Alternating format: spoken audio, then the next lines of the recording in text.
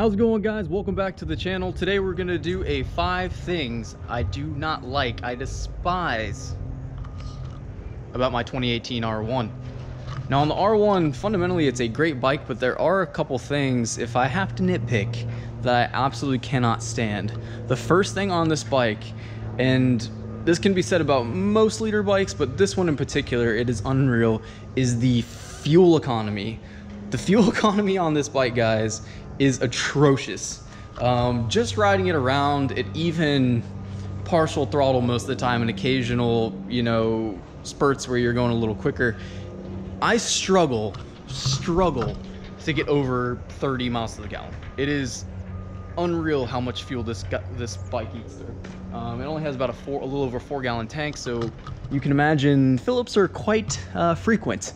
I routinely maybe get 100 to 130 miles out of this bike between fuel trips.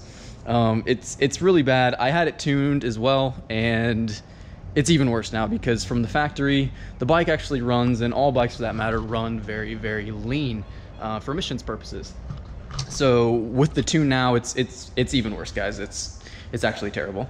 So the second thing that I do not like about this bike at all are the blue wheels. Now, call me crazy, but it's just a little too much blue. It would have been great if Yamaha offered maybe black, maybe a gold option like on the old R6s, on the Ravens, something else. I love the blue. The Team Yamaha blue color is really a phenomenal color, but on the wheels as well,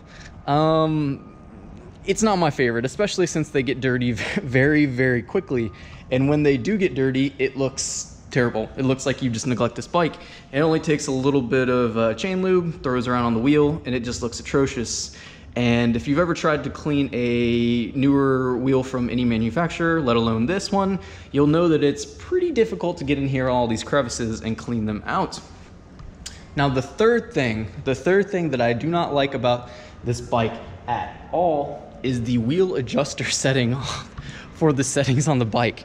That's this guy right here. Now, fundamentally, you think it's a good idea because you have the ability to keep your hand on the throttle and get over here. But the problem is when you're actually, unless you have your hand all the way over, and keep in mind, if you're wearing gloves, it's not really possible. So I can't reach this. When I'm on the throttle and anything, it is not easily accessible. On the other side where they have the mode switches, it's a little bit easier, but again, not the most ergonomically designed adjuster in the entire world. Now it does work well. It does what it's supposed to do, but it's not very rider friendly when you're on the road riding around.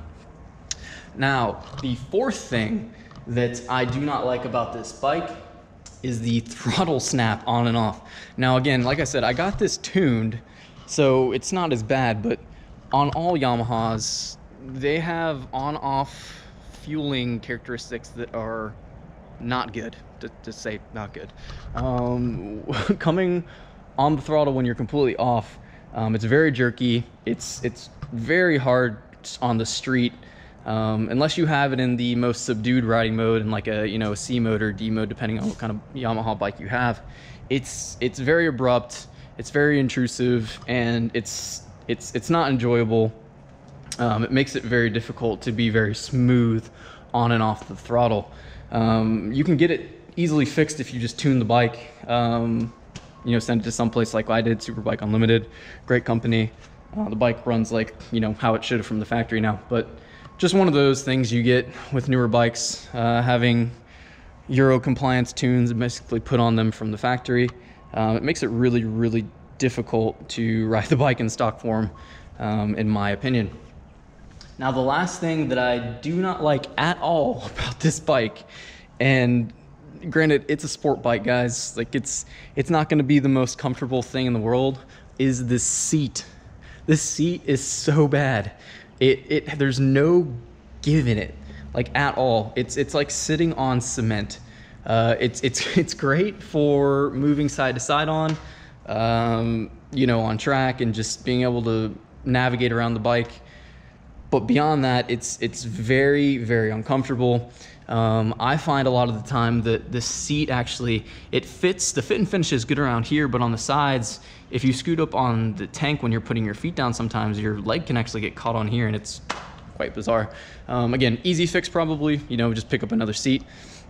But beyond that, kind of nitpicking to some degree, but really this bike fundamentally is a great bike.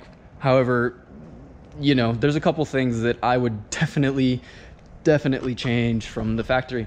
All right, guys, well, that's 5 things that I do not like about the Yamaha R1. If you like this video, be sure to like and comment down below. Subscribe to the channel. Can't wait to see you guys next video.